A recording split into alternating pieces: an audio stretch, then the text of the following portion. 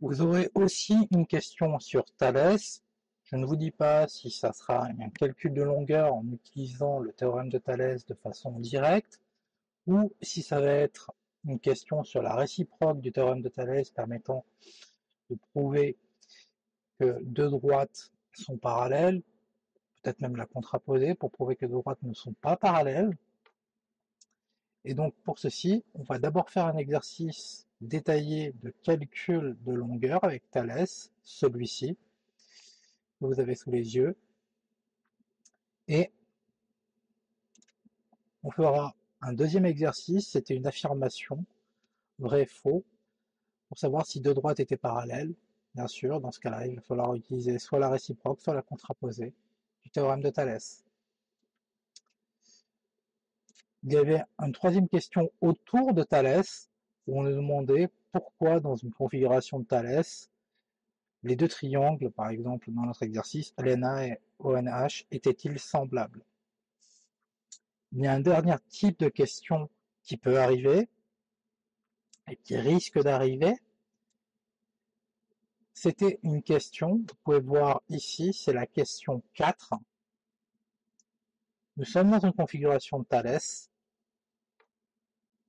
C'était la question 4. Parmi les transformations suivantes, quelle est celle qui permet d'obtenir le triangle MAT à partir du triangle MHS? Il n'y avait aucune justification qui était attendue, mais c'est vraiment un exercice qui est classique, et même il se pourrait par exemple que vous l'ayez, et on demande de préciser quelle homothétie, c'est-à-dire préciser son centre et son rapport. Je ferai une petite vidéo sur ce point-là, et en corrigeant cet exercice.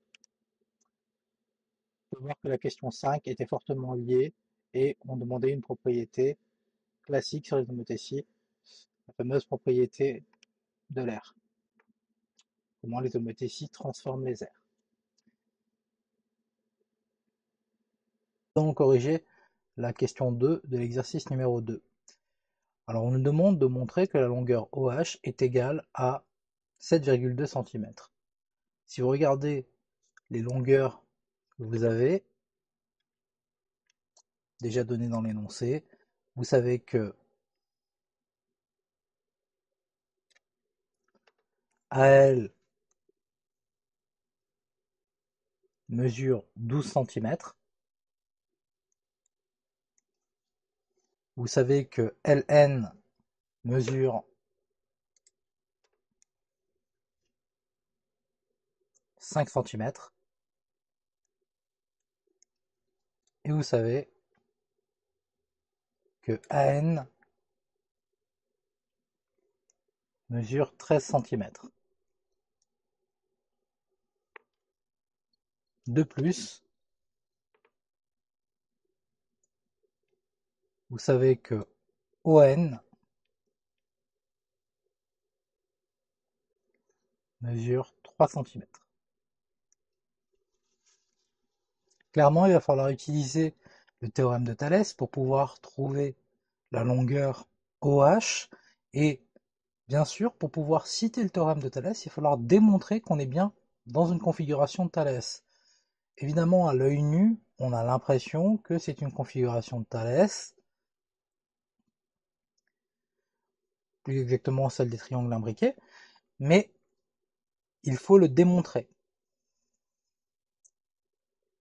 Pour pouvoir appliquer le théorème de Thalès et calculer la longueur demandée, il va falloir vérifier les trois hypothèses du théorème de Thalès et vérifier qu'en fait, on est bien en face d'une configuration de Thalès. Premièrement,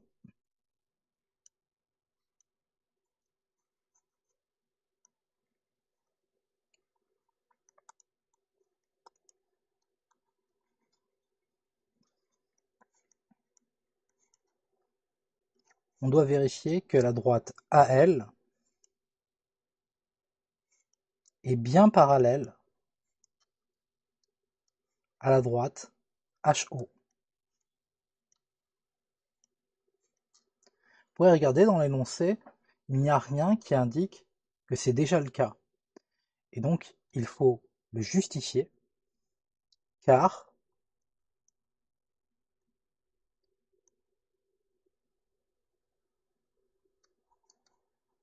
en géométrie plane, et j'insiste, c'est une phrase type, on pourrait rajouter en géométrie plane euclidienne,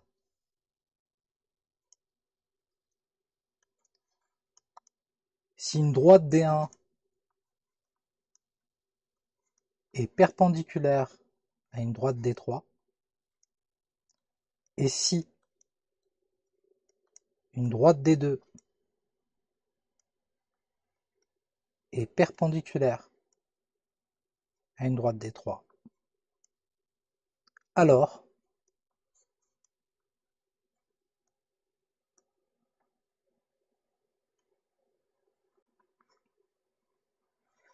D1 est parallèle à D2. C'est un théorème assez célèbre, et j'insiste, il faut absolument écrire en géométrie plane parce qu'en 3 dimensions, hein, lorsqu'on est dans la géométrie dans l'espace, ce théorème ne marche plus. Je rajouterai une vidéo pour vous montrer ce qui se passe en 3 dimensions et un contre-exemple, d'ailleurs en 3 dimensions. Je précise qu'il y a plusieurs façons de citer ce théorème. Il y a une autre façon de le citer, c'est tout simplement si deux droites sont perpendiculaires à une troisième, alors ces deux droites sont parallèles entre elles, toujours en géométrie plane, et parfois on précise en géométrie plane euclidienne, mais en géométrie plane suffira pour les élèves de troisième. Alors comment se sert-on de ce théorème-là? Ici pour démontrer le parallélisme, c'est-à-dire démontrer que AL est parallèle à HO. On reprécise, on est en géométrie plane,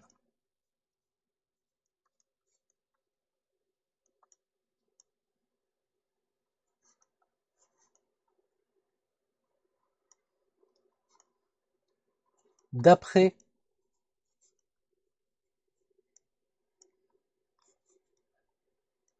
la question 1,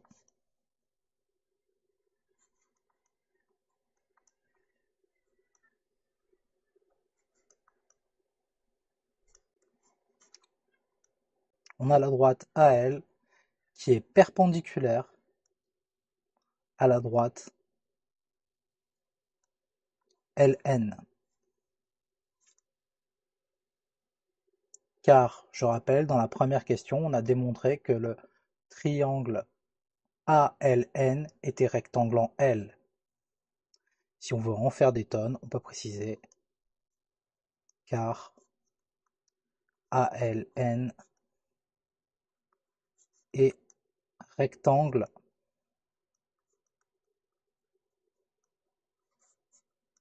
en L.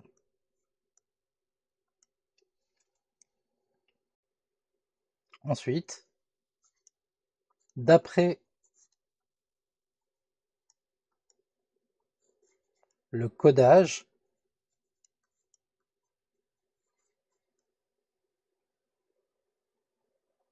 HO, la droite HO, est perpendiculaire à la droite LN.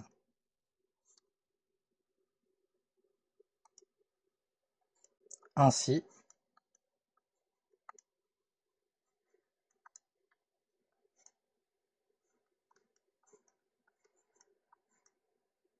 HO perpendiculaire à N et AL est aussi perpendiculaire à LN. Donc,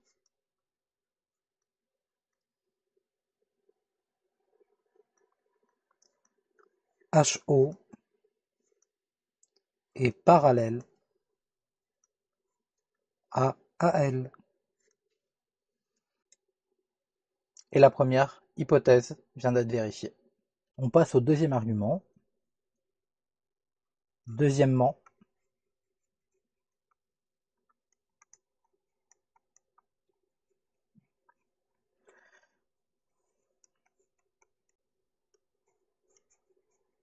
les points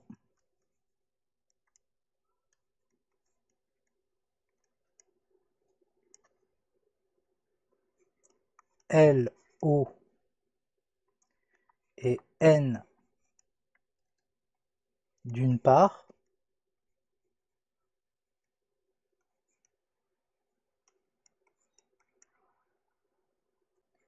puis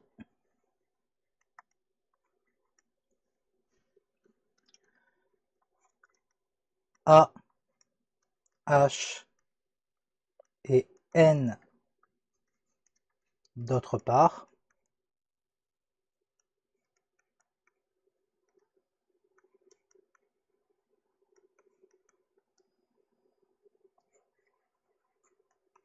sont alignés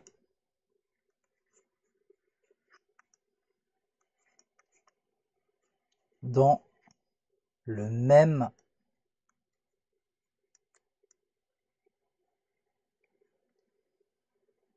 ordre. Et là, effectivement, ça a l'air d'être justifié. Mais non, car ce n'est pas écrit dans l'énoncé. Il faut expliquer pourquoi. Sur cette partie, cela semble visible sur le dessin et la représentation, en fait. Mais on n'a pas le droit de faire de la géométrie descriptive. Il faut prouver que c'est bien le cas. Et pour ce faire, il va falloir utiliser des arguments de l'énoncé. Donc nous allons justifier ceci est bien le cas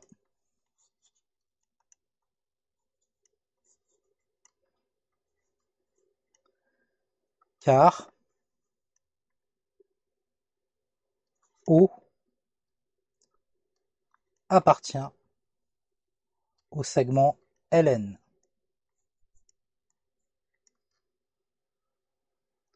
Et H appartient au segment Na.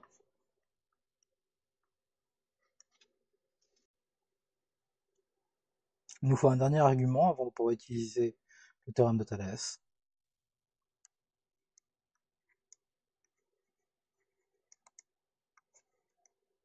Troisièmement,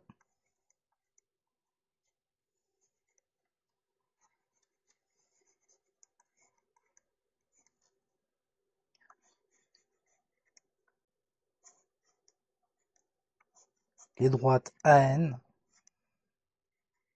et Ln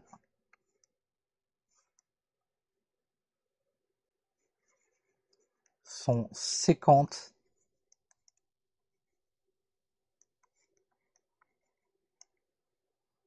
en n. Cela suffit, mais si on veut en faire des tonnes, on peut rajouter car AL, la distance AL, est différente de 0.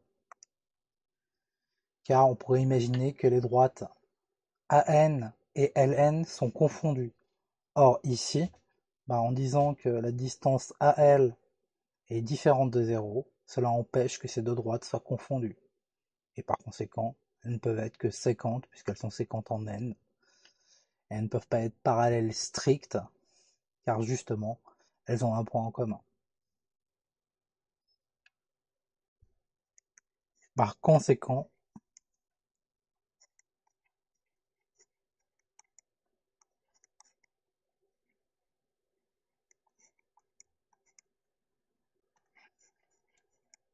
les trois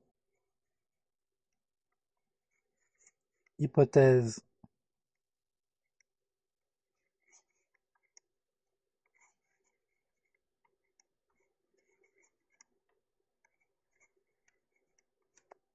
sont vérifiées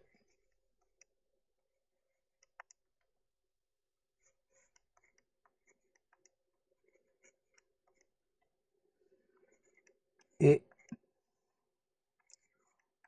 l'on a bien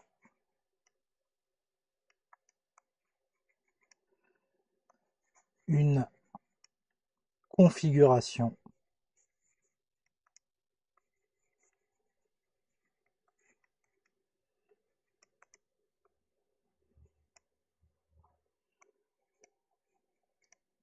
de Thalès. Je précise qu'on peut l'écrire de pas mal de façons, cette chose-là. On peut même faire une phrase beaucoup plus courte. Par conséquent, nous pouvons appliquer le théorème de Thalès.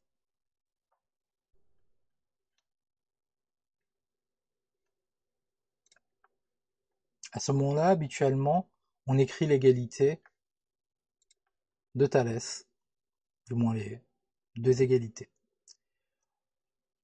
Parfois, quelques élèves ont des difficultés à écrire ces égalités, le fameux petit sur grand ou grand sur petit. Je vais vous montrer que c'est assez simple. Vous voyez, je repasse le triangle ici, NOH, qui est clairement le petit triangle. On peut le dessiner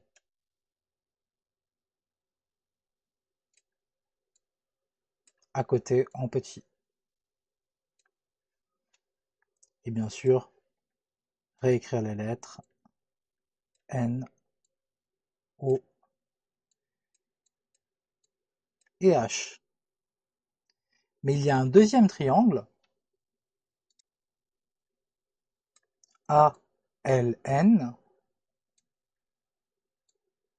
dans cette configuration.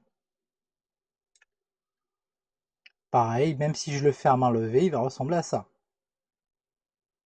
Clairement, il y aura un petit et un grand triangle.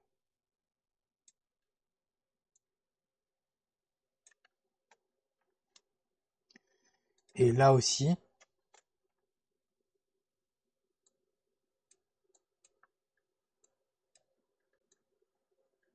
je recopie les lettres. Une fois qu'on a fait ceci, il est facile de voir quel côté correspond à quel côté. Et je vais faire exprès de vous montrer. Bon, on a de façon claire HON qui est le petit triangle et ALN qui est le grand triangle. Regardez.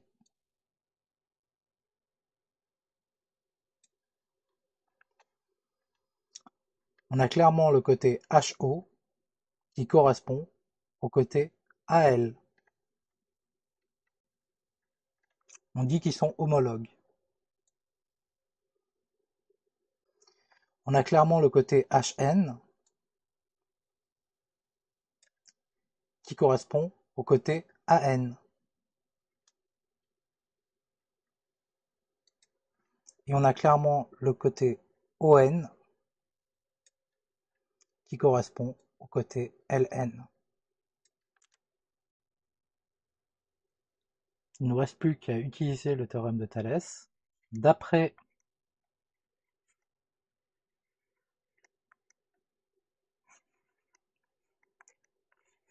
le théorème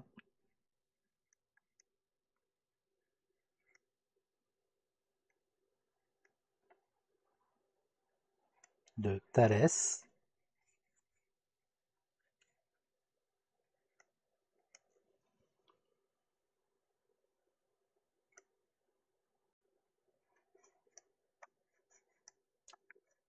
on a, et je vais choisir petit sur grand, vous pouvez choisir grand sur petit, hein, c'est purement arbitraire, vous n'êtes même pas obligé de l'indiquer sur une copie.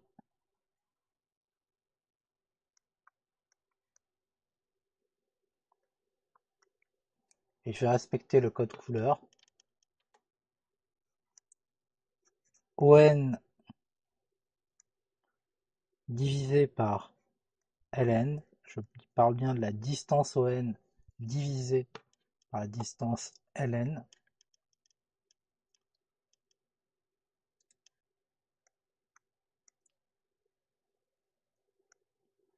qui est égal à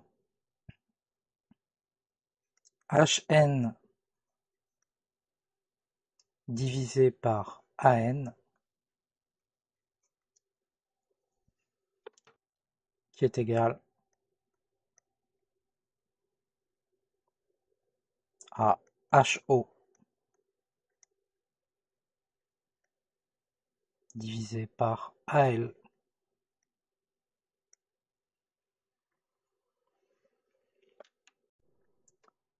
On recopie l'égalité, puis on remplace par les valeurs qui sont données dans l'énoncé. Il suffit simplement de lire. ON fait 3 cm, LN fait 5 cm.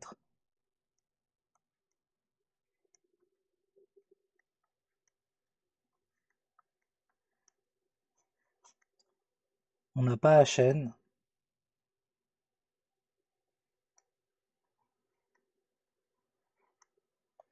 On a AN, par contre.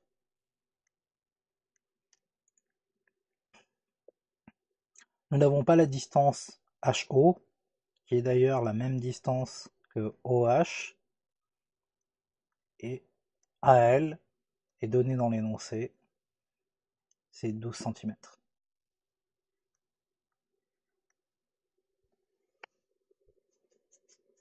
Il ne reste plus qu'à faire la dernière partie, trouver OH.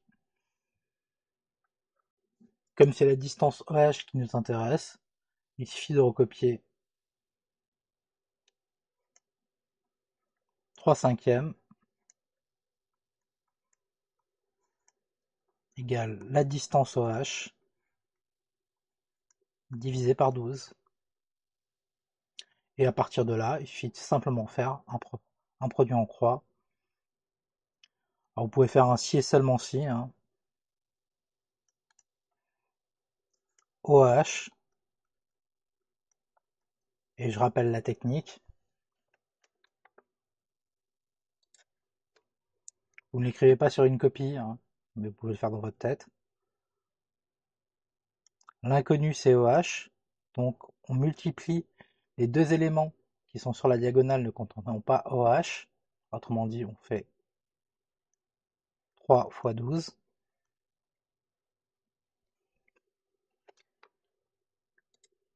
et on divise par ce qui reste, autrement dit par 5.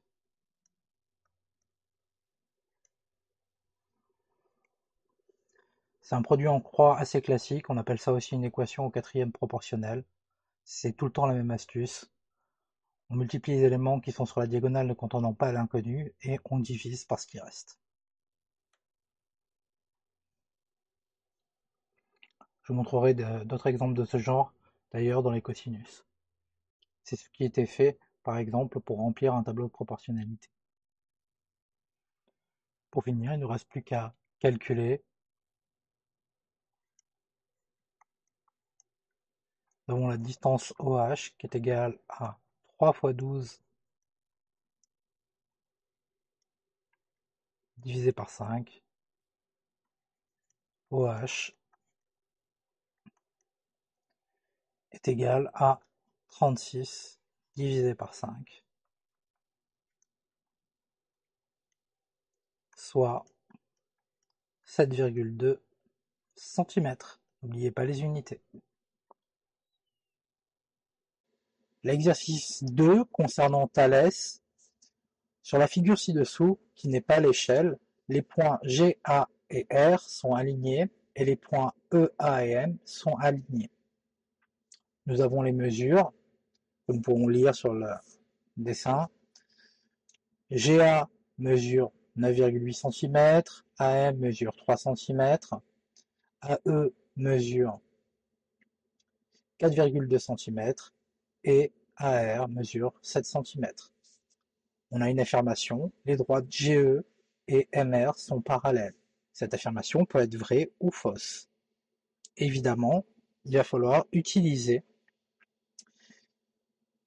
la réciproque du théorème de Thalès ou la contraposée. La réciproque pour montrer qu'elles sont parallèles, et dans ce cas-là, on aura deux rapports qui seront égaux, et la contraposée s'ils sont distincts. Vous pouvez utiliser le mot réciproque pour les deux, c'est pas si grave que ça. Donc, on passe à la correction. Premièrement, ne jamais oublier de bien préciser. Vous voyez, dans l'énoncé, on vous a dit qu'ils étaient alignés, les points, mais on ne vous a pas dit qu'ils étaient alignés dans le même ordre. Donc, faites une bonne phrase. Les points GAR d'une part et les points EAM d'autre part sont alignés dans le même ordre. Vous voyez, si je me déplace, par exemple de la gauche vers la droite, ils sont bien alignés dans le même sens ou dans le même ordre. On peut préciser, ce n'est pas obligatoire parce que c'est déjà en fait dans la première phrase, mais c'est sympathique de préciser. De plus, les droites GM et ER sont séquentes en A.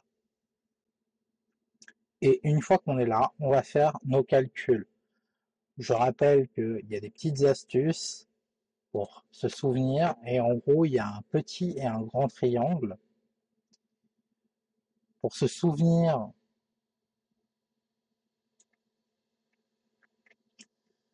de quel côté on parle, le petit triangle va être MAR, le grand triangle va être GAE, et on trace d'une seule et même couleur la droite GR et la droite EM. Par conséquent, on obtient le premier rapport. On a d'une part AM sur AE. Vous pouvez voir que j'ai choisi de faire petit sur grand, mais c'est purement arbitraire. Si vous voulez faire grand sur petit, ça ne changera rien.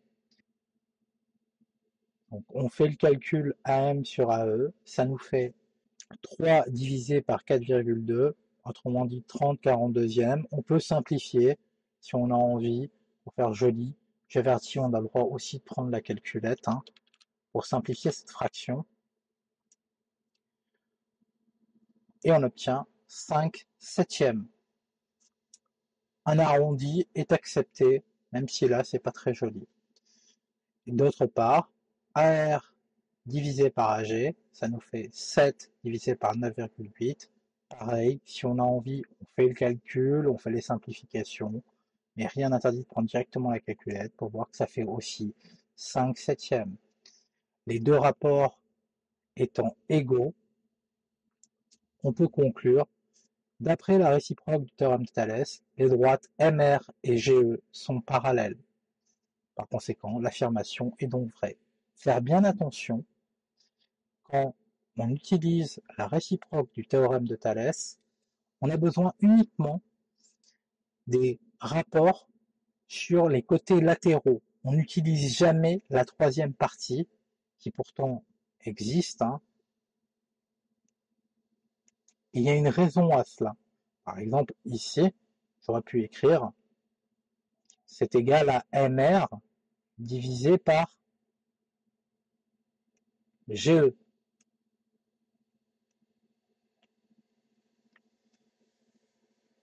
C'est vrai, en réalité, si les deux premiers rapports latéraux sont égaux, alors ces deux rapports sont égaux au troisième. Par contre, si le premier rapport est égal au troisième, c'est-à-dire une partie latérale est égale au troisième rapport, ça ne signifie pas nécessairement que c'est égal au deuxième. De même, si le deuxième et le troisième sont égaux, ça ne signifie pas nécessairement que le premier et le deuxième sont égaux. C'est pour ça qu'on utilise normalement jamais la troisième partie pour éviter de rentrer dans des problèmes techniques. Et on utilisera toujours les parties que j'appellerai latérales, c'est-à-dire pas les parties avec les parallèles. Voilà, je me permets un peu d'abus de langage, mais ça permet au moins de bien comprendre l'idée.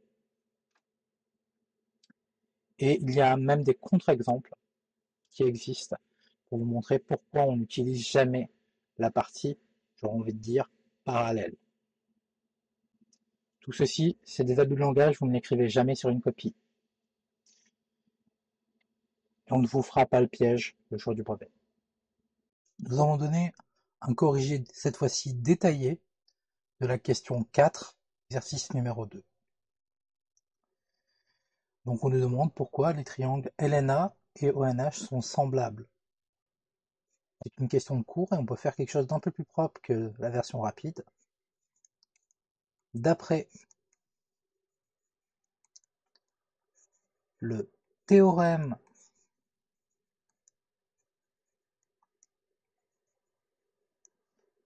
de Thalès,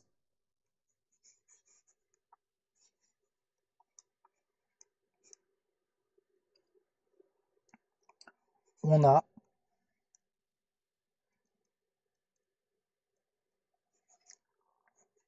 la longueur ON divisée par la longueur LN qui va être égale à la longueur NH divisé par NA qui va être égal OH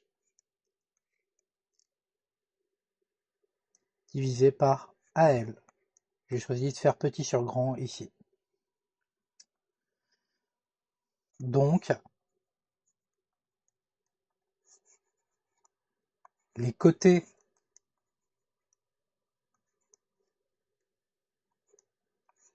homologues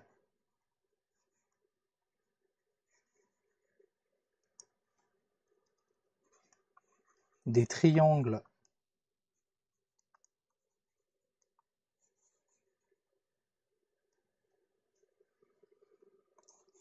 ANL et ONH sont proportionnels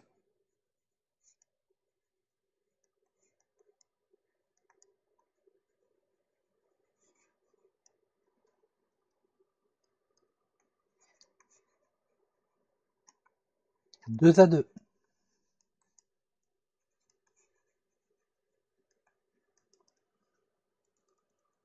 C'est-à-dire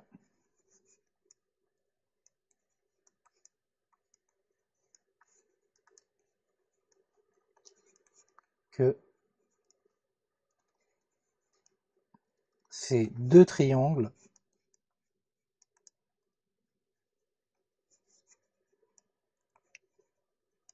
sont semblables.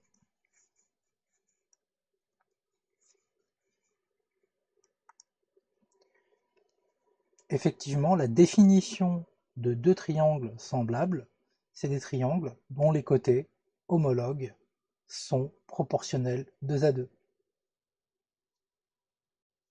Si l'on voulait en faire plus qu'il n'en faut, on pourrait dire que le triangle ANL est l'image du triangle ONH par l'homothétie de centre N et de rapport, je vais dire grand sur petit. Ici, ça serait 5 tiers par exemple. Vous pouvez prendre n'importe laquelle des fractions dans l'égalité de Thalès. Elles sont toutes égales à 5 tiers après simplification. Et voilà comment obtenir 5 points en à peu près une rédaction qui prend 2 minutes. Voici la dernière question autour de Thalès. Donc, nous avons cette configuration. C'est une configuration de Thalès. MAS sont alignés, MTH sont alignés. Ils sont alignés dans le même ordre par ailleurs. Enfin, du moins, AMS et TMH, par exemple, sont alignés dans le même ordre. C'est la question 4 qui nous intéresse. On nous demande, parmi les transformations suivantes, quelle est celle qui permet d'obtenir le triangle MAT à partir du triangle MHS. Ceci, c'est à savoir, lorsqu'on est dans une configuration de Thalès, pour passer d'un triangle à l'autre, on fait une homothétie. Et on peut même préciser cette homothétie, ce n'est pas demandé, il n'y a aucune justification, mais c'est à savoir, c'est du par cœur, et c'est une question très courante. Il est tout à fait possible que vous l'ayez cette année. Par contre, pour pouvoir préciser l'homothétie, il y a une astuce qui est à connaître, c'est que ici on est dans une formation en papillon, et HM moins MH fait 5 cm et MT fait 7 cm. Il y a un petit et un grand triangle.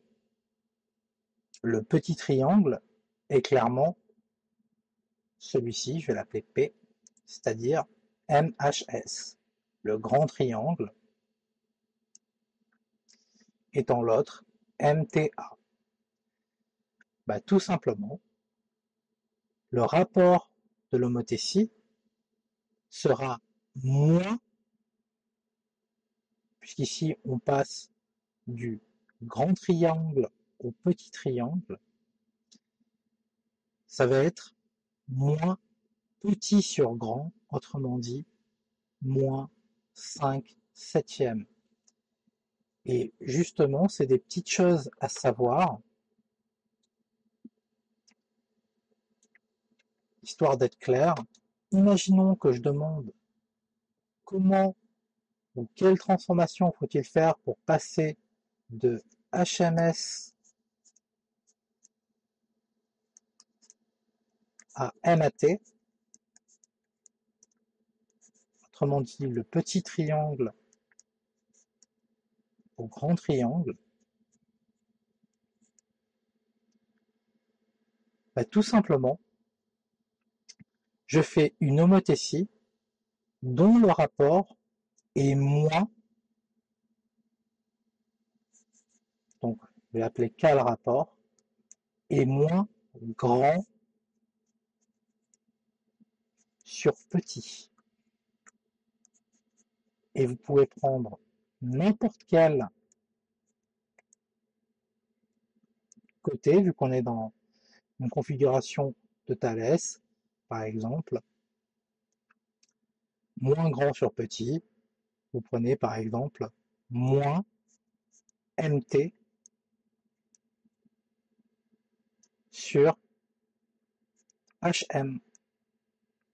On aurait pu prendre aussi moins MA sur MS, ou encore moins TA sur HS. Lorsqu'on est dans une configuration en papillon, il faut absolument savoir ceci. On posait la question, par exemple, comment passe-t-on du grand triangle au petit triangle?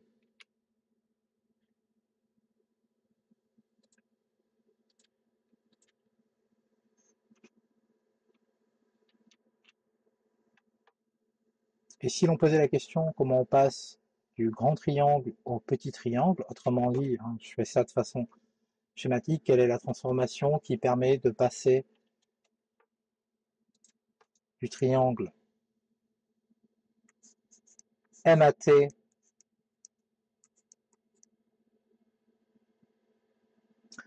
au triangle MHS? Bah, cette fois-ci, on aurait une homothétie de rapport K égale moins petit sur grand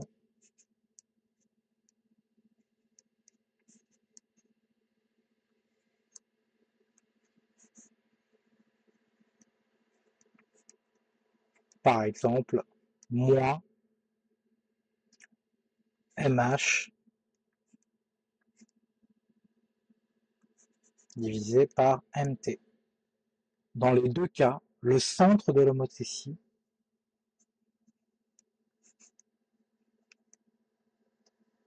c'est le point M. Et donc ça, c'est une propriété à connaître des homothéties et des configurations de Thalès. Il y a aussi le cas à connaître lorsqu'on a des triangles imbriqués, par exemple comme ici. On aurait pu poser la question, quelle est la transformation qui permet de passer du triangle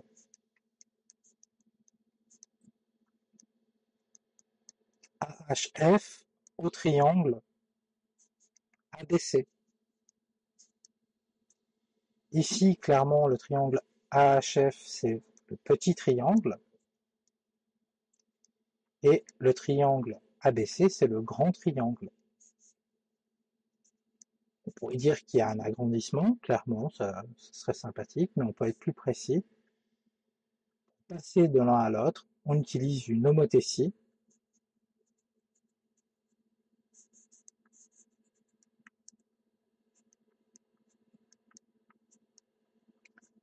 De rapport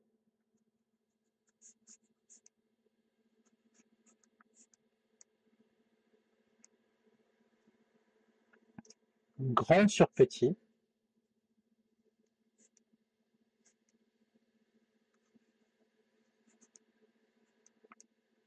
Autrement dit, ici, par exemple, je vais prendre AC sur AF. Et attention, vous voyez, il n'y a pas le moins. Dans le cas des configurations de Thalès en papillon, il y aura un moins. Dans le cas des configurations de Thalès en triangle imbriqué, l'homothétie aura un rapport positif et on fera juste cette division. FH, on aurait pu prendre par exemple AB divisé par AH ou BC divisé par FH, ça aurait été exactement le même calcul. Et bien sûr, il reste le dernier cas à traiter, c'est-à-dire triangle imbriqué et on veut passer du grand triangle au petit triangle, c'est-à-dire par exemple ici du triangle ABC au triangle AFH. Donc on demande quelle transformation faut-il effectuer pour pouvoir passer du triangle ABC au triangle AFH, autrement dit du grand triangle au petit triangle. Alors, encore une fois, c'est une homothétie et c'est l'homothétie de rapport K égale, cette fois-ci, petit sur grand. C'est une réduction.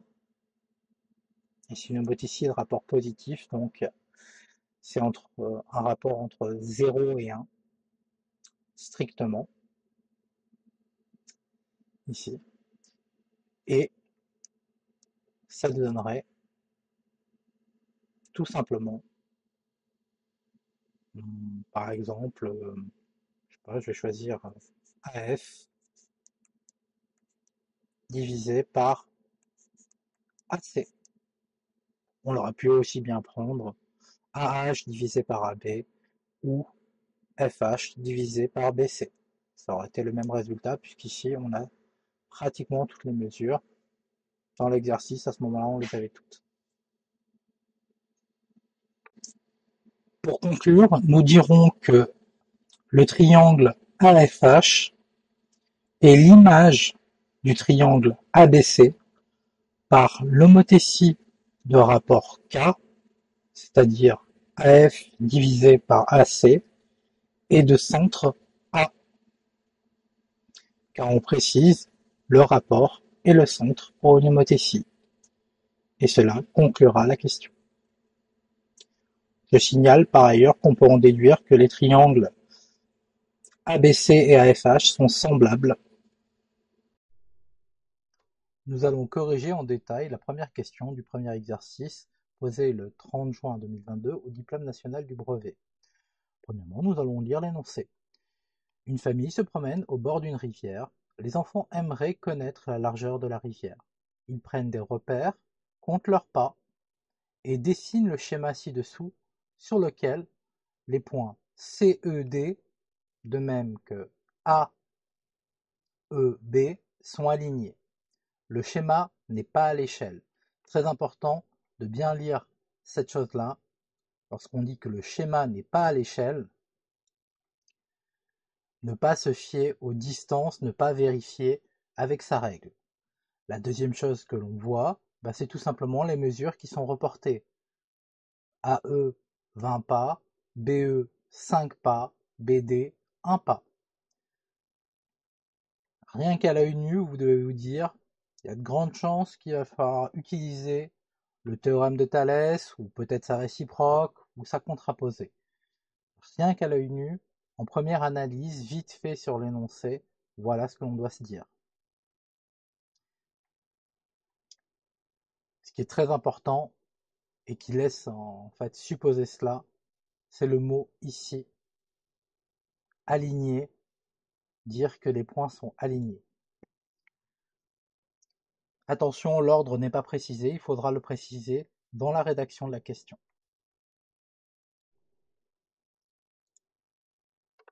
Attaquons la question numéro 1. Nous recopions au propre la figure. Il s'agit de démontrer que les droites AC et BD sont parallèles. Pour cela, nous allons utiliser une propriété bien connue. Premièrement, que remarquons-nous par rapport au codage présent sur le dessin? Nous remarquons que BD est perpendiculaire à la droite AB. Ça, c'est une première remarque. La deuxième chose que nous remarquons, c'est que la droite AC est aussi perpendiculaire à la droite AB.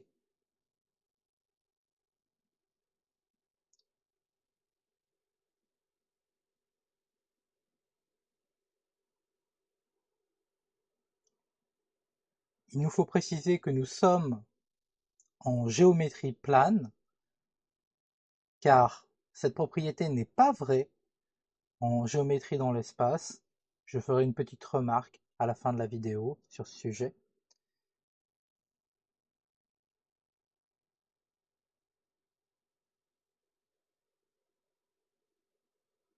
Donc nous sommes en géométrie plane et par conséquent, nous pouvons conclure que les droites AC et les droites BD sont parallèles.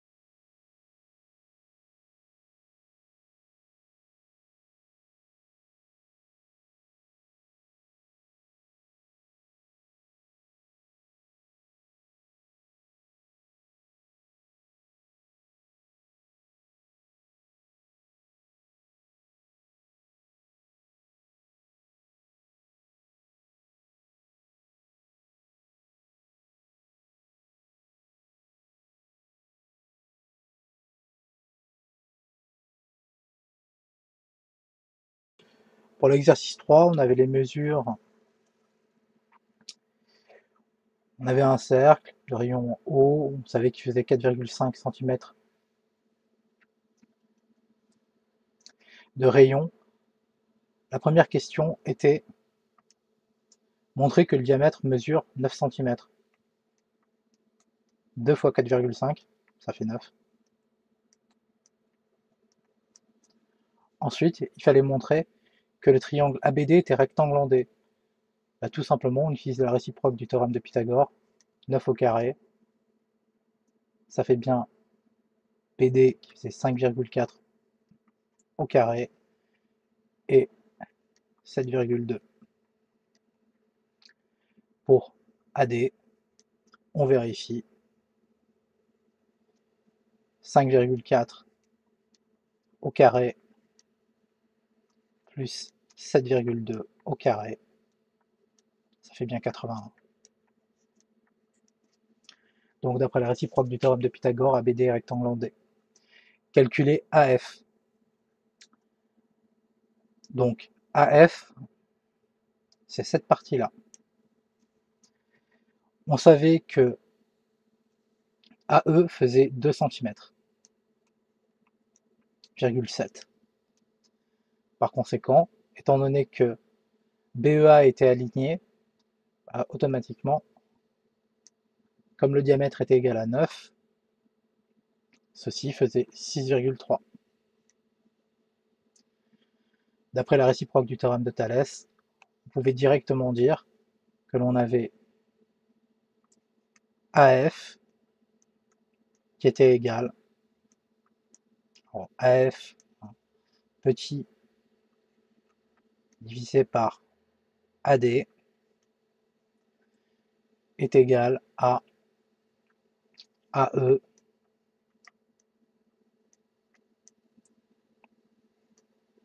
divisé par AB. Pour calculer AF, il suffit juste de faire un produit en croix et par conséquent on obtenait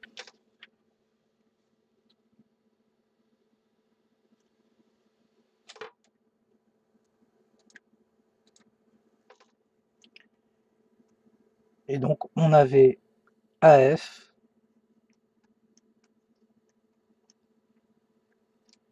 qui était égal à 2,7 divisé par 9 fois 7,2.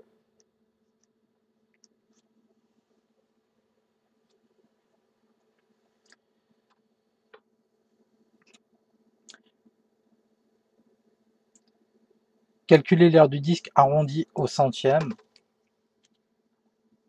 Donc c'est pi fois le rayon au carré, pi fois le rayon au carré, voilà, le rayon au carré c'était 4,5, 4,5 au carré fois pi, ça fait environ 63,62. Si vous voulez savoir, ça faisait 617, 7 était supérieur ou égal à 5, et donc on arrondissait à 62.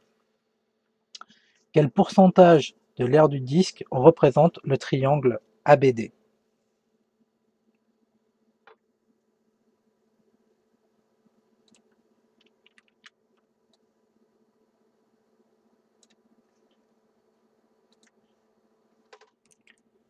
Donc le triangle ABD, comme j'avais fait remarquer, c'était 5,4 fois 7,2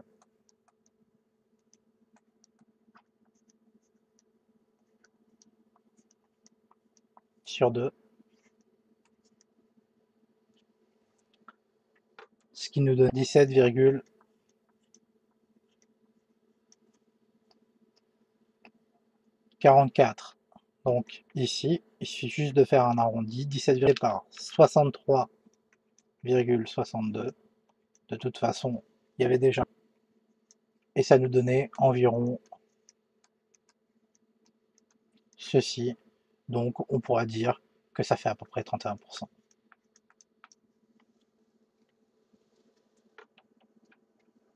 Le triangle représente environ 31% du disque.